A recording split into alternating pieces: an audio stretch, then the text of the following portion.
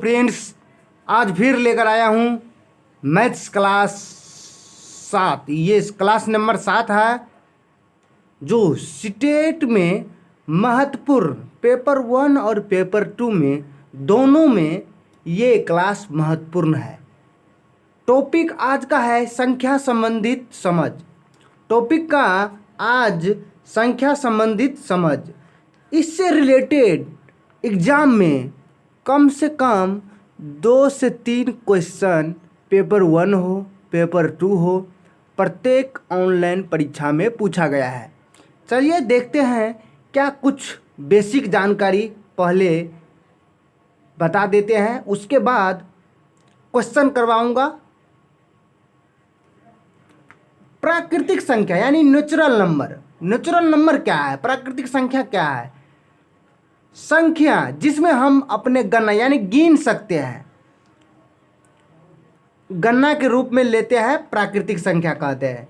जिस संख्या को हम गिन सकते हैं उसे हम क्या कहते हैं? प्राकृतिक संख्या। जैसे 1 2 3 4 5 6 7 8 अनंत तक, तो इसको हम क्या कहेंगे?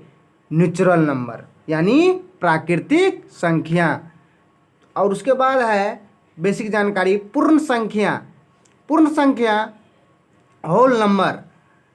पूर्ण संख्या शून्य सहित यानी शून्य सहित समस्त प्राकृतिक संख्या का समूह वर्ण, यानी शून्य सहित समस्त प्राकृतिक संख्या का समूह वर्ण संख्या कहलाता है। मतलब समूह पूर्ण पूर्ण पूर्ण संख्या कहलाता है। देखिए, प्राकृतिक संख्या 1 से चालू होता है, पूर्ण संख्या 0 से चालू होता है, उसी को हम क्या कहेंगे? पूर्ण संख्या। एक पॉइंट महत्वपूर्ण है, सबसे छोटी पूर्ण संख्या क्या है? 0। सबसे छोटी पूर्ण संख्या 0। सबसे छोटी पूर्ण संख्या 0। सबसे छोटी पूर्ण संख्या 0। अब देखते हैं सम संख्या और विषम संख्या। कुछ बेसिक जानकारी इसी तरह है। चलिए सम संख्या देखते हैं।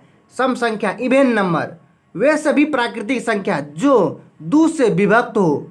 कहता है वे सभी प्राकृतिक संख्या। प्राकृतिक संख्या कहाँ से स्टार्ट होता है? 100। तो कहता है वे सभी प्राकृतिक संख्या जो 2 से विभक्त हो, उसे हम क्या कहेंगे? सम संख्या कहलाती है। जैसे 2 4 6 प्राकृतिक संख्या 1 2 3 4 से शुरू होता है। उसमें से देखेंगे कौन सी संख्या ऐसी है जो 2 से विभक्त है। तो 2 से विभक्त जैसे 2 हो गया, 4 हो गया, 8 हो गया, 10 हो गया, 12 हो गया, इसी तरह अनंत लिखा है। एक पॉइंट है, सबसे छोटी सम संख्या कौन सी है? 2। सबसे छोटी सम संख्या 2। चलिए विषम संख्या क्या है? विषम संख्या यानी ओड नंबर, वे सभी प्राकृतिक संख्या जो 2 से विभक्त न हो। वहाँ पर विभक्त हो रहा था तो उसे हम क्या कहेंगे? सम संख्या। और विभक्त न यानी नहीं कटेगा, पूरा पूरी भाग नहीं लगेगा, तो उसे हम क्या कहेंगे? विषम संख्या। तो 2 से विभक्त न हो तो उसे हम क्या कहेंगे? विषम संख्या यानी ओड नंबर। जैसे 1 3 5 7, सबसे छोटी यानी सबसे छोटी विषम संख्या क्या है? 1 होती है। सबसे छोटी विषम संख्या 1 होती है। चलिए और महत्वपूर्ण पॉइंट देखते हैं। अब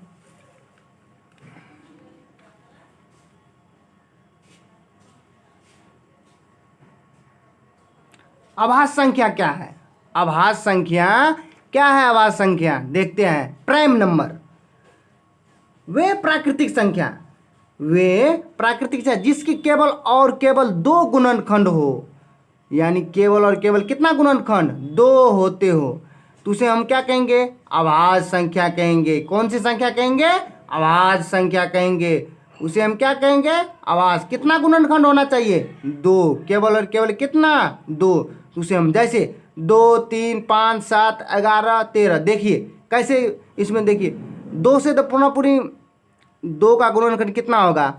2 1 हो गया। कितना? 2 गुणनखंड है, केवल 2। जैसे 3 को देखेंगे, 3 1, तो 1 तो सभी में रहता है। तो कहता है वे प्राकृतिक संख्या जिसके केवल और केवल कितना गुणनखंड हो? 2 गुणनखंड हो, उसे हम क्या कहेंगे? अभाज्य संख्या कहेंगे। चलिए महत्वपूर्ण पॉइंट देखते हैं। सबसे छोटी अभाज्य संख्या कौन सी है? 2 होती है। सबसे छोटी अभाज्य संख्या कौन सी है? 2। 2 एकमात्र सम अभाज्य संख्या है। आपके एग्जाम में पूछे गया है और पूछेगा। 2 एकमात्र सम अभाज्य संख्या होती है। 1 से 50 तक में 15 अभाज्य संख्या होती है। कितना होती है? 1 से 50 तक में 15 अभाज्य संख्या होती है। 1 से 100 तक में 25 अभाज्य संख्या होती है। 1 से 100 तक में कितने अभाज्य संख्या होती है? 25 अभाज्य संख्या होती है। तो ये दोस्त फ्रेंड्स, ये था अभाज्य संख्या का डिफरेंशिएशन। अब इससे कुछ और महत्वपूर्ण पॉइंट देखते हैं, उसके बाद कुछ महत्वपूर्ण आपके एग्जाम में ऑनलाइन में क्वेश्चन जो पूछा गया उससे आपको मिलवाता हूँ। तो फ्रेंड्स देखते हैं और महत्वपूर्ण पॉइंट, भाज्य संख्या। भाज्य संख्या के एक और नाम है संयुक्त संख्या। देखिए, भाज्य संख्या आपके एग्जाम में नहीं पूछेगा, संयुक्त संख्या पूछेगा, संयुक्त दे देगा। तो हम लोग क्या करेंगे? घबरा जाएंगे, क्योंकि हम लोग तो डबल नाम जानते नहीं हैं। तो भाज्य संख्या और संयुक्त संख्या क्या है देखते हैं। वे प्राकृतिक संख्या जिसके कम से कम 3 गुणज यानी 3 गुणन या 2 से अधिक गुणनखंड हो, यानी कहा गया है 3 गुणनखंड या 2 से अधिक गुणनखंड हो तो भाज्य संख्या कहलाता है। यहाँ पर 2 मिस हो गया है, यहाँ पर गुणनखंड होगा।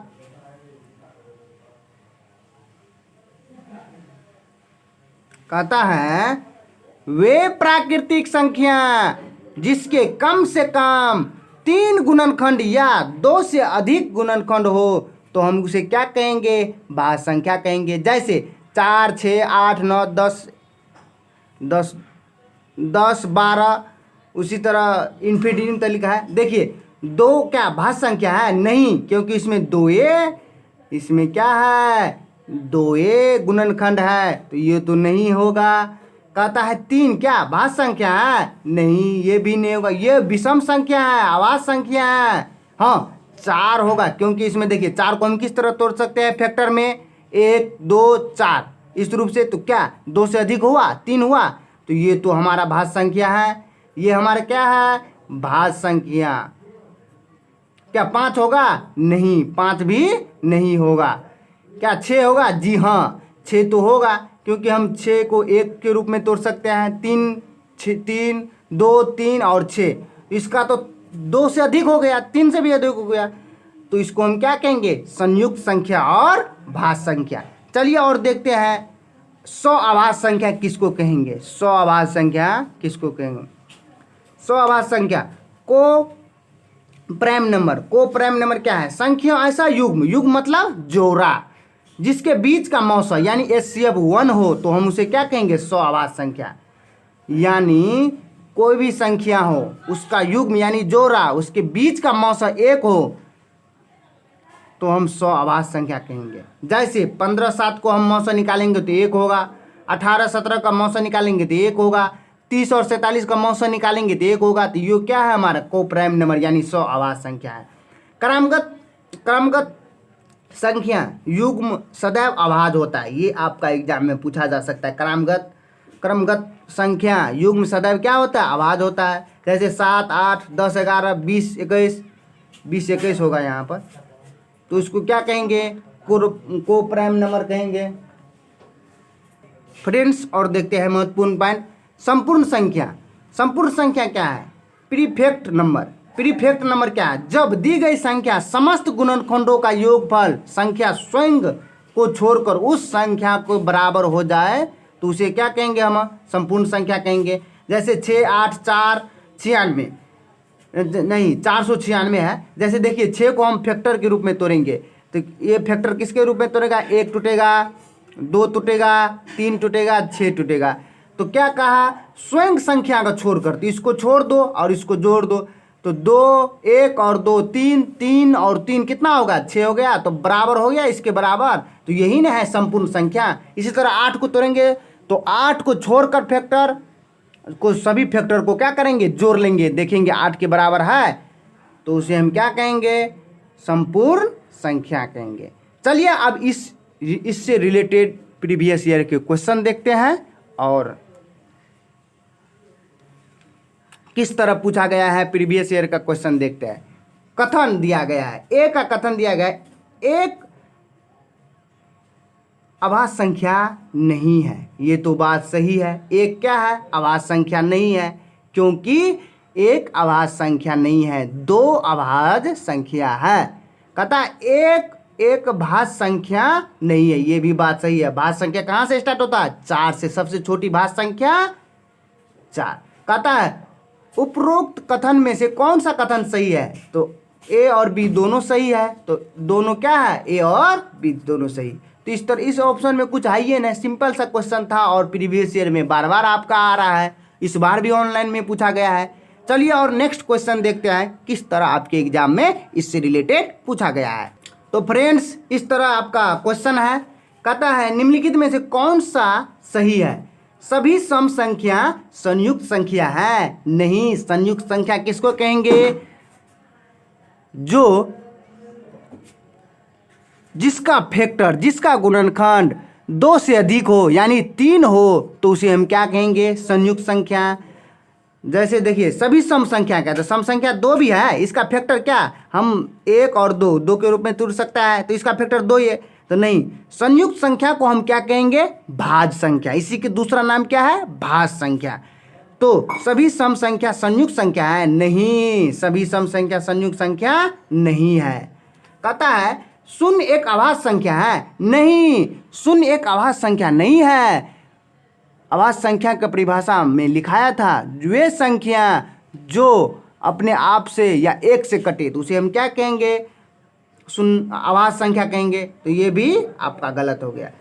सब अभाज्य संख्या विषम है? नहीं, अभाज्य संख्या क्या? 2 भी हो सकता है, 3 भी हो सकता है, 5 भी हो सकता है, 2 तो सम संख्या है। तो कहता है सब अभाज्य संख्या, तो नहीं, तो सब अभाज्य संख्या क्या है? विषम नहीं है। सही, अभाज्य संख्या की संख्या असंख्य है यानी अनंत है। जी हाँ, यही आपका आंसर हो जाएगा, क्योंकि अभाज्य संख्या के हम अभी तलिक पूरा कहाँ तलिक गया? अनंत है। इसीलिए हम क्या, इसका आंसर क्या हो जाएगा? 2 का 4। चलिए अब नेक्स्ट क्वेश्चन देखते हैं आपका प्रीवियस ईयर में किस तरह पूछा गया। कहता है निम्न में से कौन सा सही नहीं है? नहीं पूछा गया है। कहता है 2 पूर्णांकों का योग एक पूर्णांक होता है। जी हाँ, क्या होता है? 2 पूर्णांकों का योग एक पूर्णांक होता है। देखिए पूर्णांक संख्या क्या है? पूर्णांक संख्या जैसे देखिए 0, 1, 3, -3, -2, कुछ भी कह सकते हैं माइनस लगा के, अनंत तलिक माइनस के, 0 से भी नीचे माइनस तक।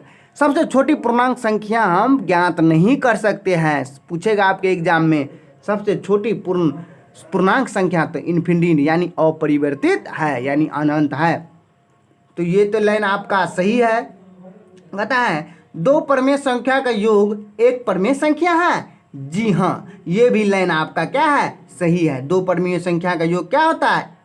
एक परमेय संख्या। कहता है 2 अपरमेय संख्या का योग एक परमेय संख्या होती है। नहीं, 2 अपरमेय संख्याओं का योग कभी परमेय होगा और कभी अपरमेय होगा। तो ये तो नहीं है। नहीं का निगेटिव हमारा क्वेश्चन था, तो निगेटिव के आंसर नहीं।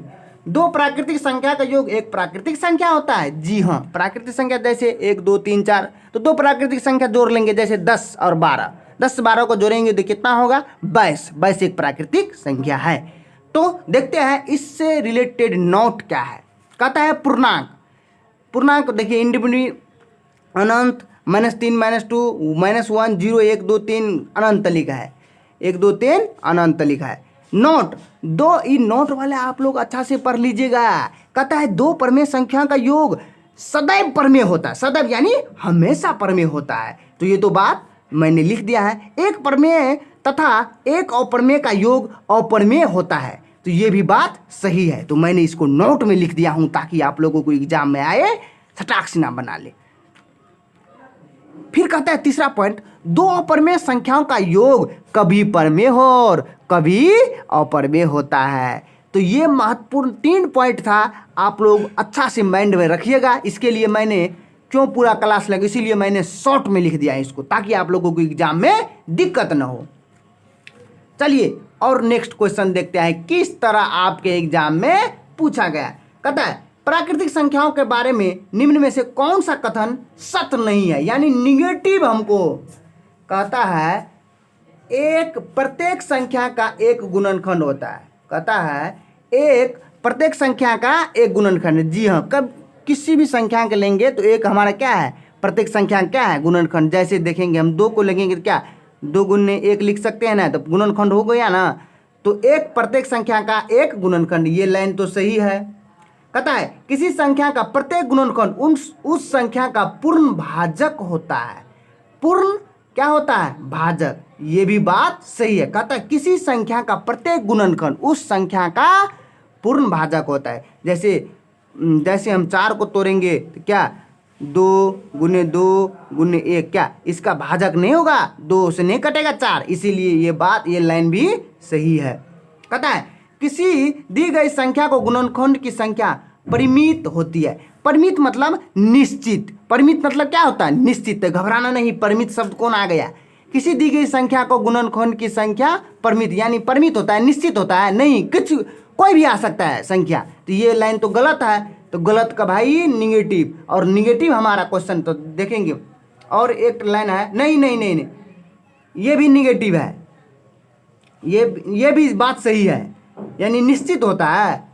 नहीं, ये भी बात सही है, ये तो बात सही है। ये भी लाइन क्या है, सही है।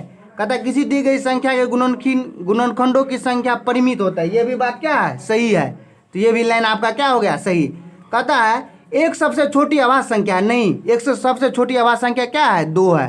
तो ये भी लाइन क्या है, ये लाइन क्या है, गलत है। इसीलिए हमारा आंसर कौन हो जाएगा, सत्य नहीं है। तो नहीं पूछा था तो आप कूट में आंसर दिया है, केवल ए, केवल बी, केवल सी और डी, नहीं केवल डी होगा। क्या होगा, केवल डी। तो आपका राइट आंसर हो जाएगा केवल डी, यानी आपका राइट आंसर हो जाएगा केवल डी। चलिए देखते हैं और महत्वपूर्ण क्वेश्चन आपके एग्जाम में जो पूछा गया है किस तरह, देखते हैं।